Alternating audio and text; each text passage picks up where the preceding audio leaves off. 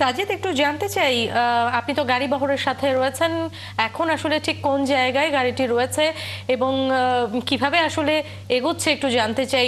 নেতাকর্মীরা নিশ্চয়ই দুপাশে আছে, চিত্রটা একটু বলবেন।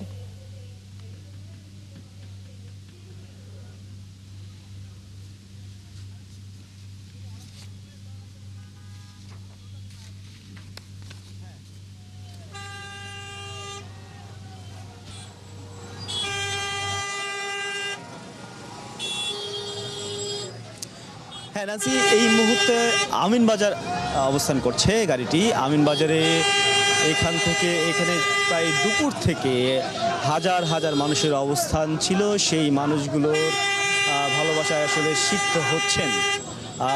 এর আগে যখন গাবতলী আসেন তিনি, তার গাড়ি বহরটি, সেই সময়টুকু আসতেই কিন্তু 2 ঘন্টা পেরিয়েছে। তবে আমরা যেটি দেখেছি যে শুধুমাত্র গাবতলী ব্রিজটুকু অতিক্রম করতে একটু সময় কম লেগেছে, অর্থাৎ ফাঁকা ছিল। এটি যখন আসলে অতিক্রম করে আবার আমিনবাজারে এসে পৌঁছেছেন, ঠিক আবারও আগের মতোই ধীর গতি। এবং আমরাও ঠিক এই লাল সবুজে মোড়ানো যে গাড়িটি, যেটিতে তারেক রহমান অবস্থান করছেন, সেই গাড়িটির ঠিক পাশেই রয়েছে এবং এটি অতিক্রম করে সামনে গিয়েছিল। ঠিক সেই গাড়িটি এখন আবার এখানে এসে আবার ওই আগের মতো ধীর গতি। কেননা এখানে যারা সকাল থেকে অবস্থান করছেন এবং একই সাথে আমরা দেখছিলাম যে তাদের মতো আইনশৃঙ্খলা বাহিনীর যারা সদস্য, র্যাব, পুলিশ, বিজিবি সহ অন্যান্য যারা বাহিনী রয়েছেন, তারাও কিন্তু পরিশ্রম করছেন। তাদের কথাও আসলে না বললেই নয়।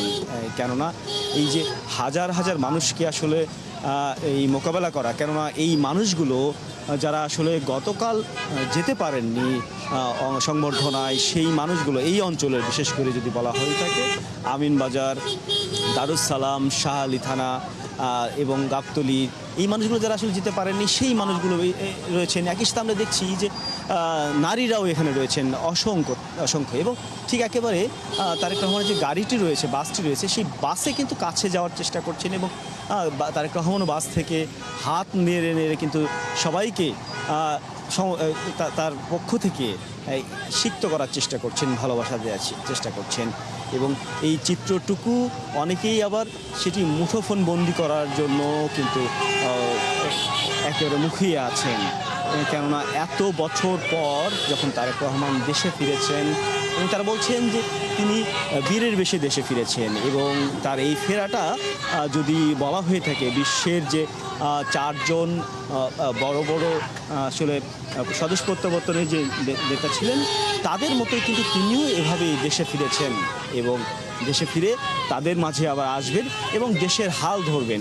আগামী নির্বাচনে সুষ্ঠুভাবে হলে তিনি দলের হাল ধরবেন এবং প্রধানমন্ত্রী হিসেবে দেশটাকে একটি নিরাপদ দেশ হিসেবে তাদের উপহার দিবেন। এবং যেমনটি তিনি তার বক্তব্য, এবং খুবই সংক্ষিপ্ত আকারে হলেও যে বক্তব্যটি তিনি দিয়েছিলেন, অর্থাৎ নিরাপদ বাংলাদেশ, এবং এই যে নিরাপদ বাংলাদেশে নারী থাকবে নিরাপদ,